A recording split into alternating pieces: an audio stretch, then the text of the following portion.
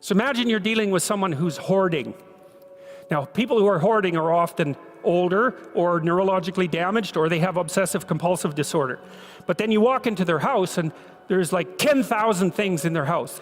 There's maybe 100 boxes, and you open up a box, and in the box there's some pens and some old passports and some checks and their collection of silver dollars and some hypodermic needles and some dust and, you know, a dead mouse, and there's boxes and boxes and boxes like that in the house. It's absolute chaos in there. Absolute chaos, not order, chaos.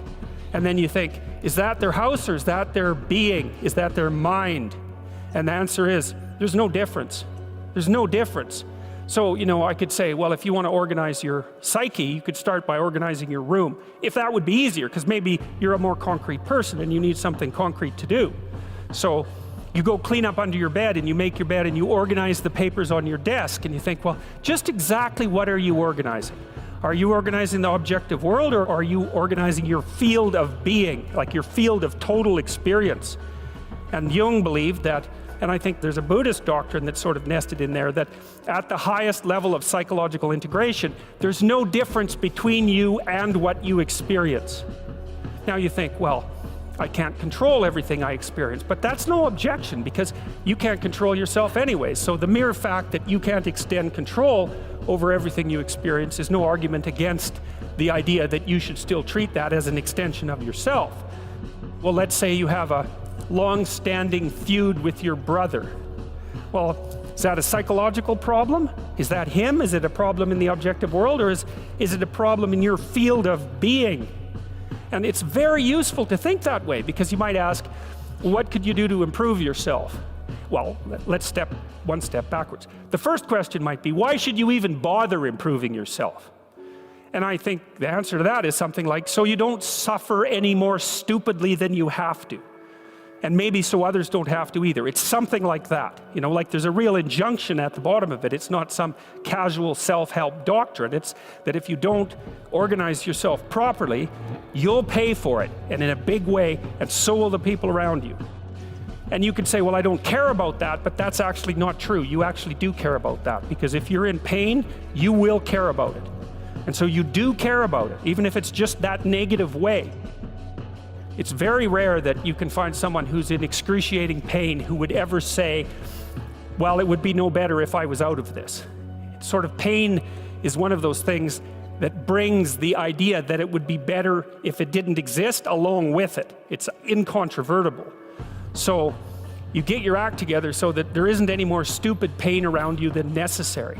Well, so then the question might be, well, how would you go about getting your act together? And the answer to that, and this is a phenomenological idea too, it's something like, look around for something that bothers you and see if you can fix it. You can do this in a room. It's quite fun to do it just when you're sitting in a room, like a room, maybe your bedroom. You can sit there and just sort of meditate on it and think, okay, if I wanted to spend 10 minutes making this room better, what would I have to do? And you have to ask yourself that, right? It's not a command, it's like a genuine question.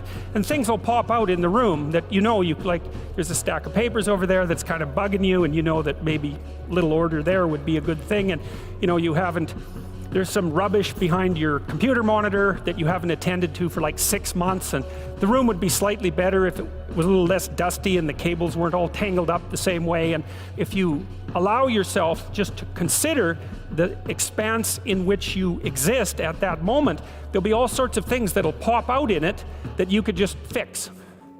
And you know, I might say, well, if you were coming to see me for psychotherapy, this easiest thing for us to do first would just be to get you to organize your room. You think, well, is that psychotherapy? And the answer is, well, it depends on how you conceive the limits of your being. And I would say, start where you can start. You know, if something announces itself to you, which is a strange way of thinking about it, as in need of repair, that you could repair, then hey, fix it. You fix 100 things like that, your life will be a lot different. Now, I often tell people too, fix the things you repeat every day, because people tend to think of those as trivial, right? You get up, you brush your teeth, you have your breakfast, you know, you have your routines that you go through every day. Well, those probably constitute 50% of your life. And people think, well, they're mundane, I don't need to pay attention to them. It's like, no, that's exactly wrong. The things you do every day, those are the most important things you do. Hands down. All you have to do is do the arithmetic. You figure it out right away. So 100 adjustments to your broader domain of being, and there's a lot less rubbish around and a lot fewer traps for you to step into. And so once you've got your mind and your emotions together, and once you're acting that out, then you can extend what you're willing to consider yourself and start fixing up the things that are part of your broader extent. It's a very interesting thing to do. I like the idea of the room because you can do that at the drop of a hat. You go back to where you live and sit down and think, okay, I'm going to make this place better for half an hour. What should I do? And you have to ask, and things will just pop up like mad. And it's partly because your mind is a very strange thing. As soon as you give it a name, a genuine aim, it'll reconfigure the world in keeping with that aim. That's actually how you see to begin with.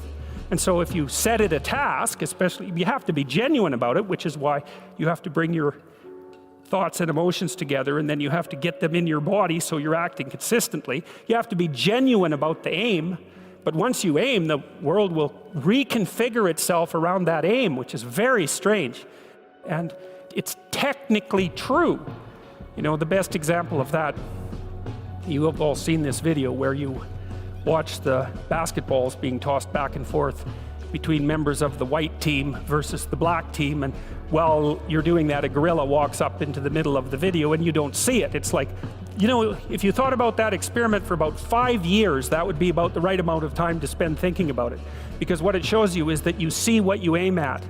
And that, man, if you can get one thing through your head as a consequence of even being in university, that would be a good one. You see what you aim at.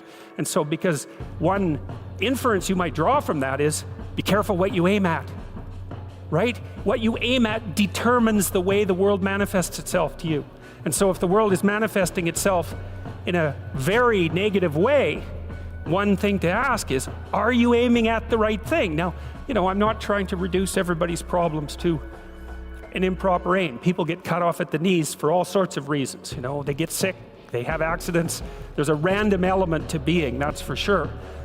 And so you don't want to take anything, even that particular phrase, too far. You want to bind it with the fact that random things do happen to people, but it's still a great thing to ask.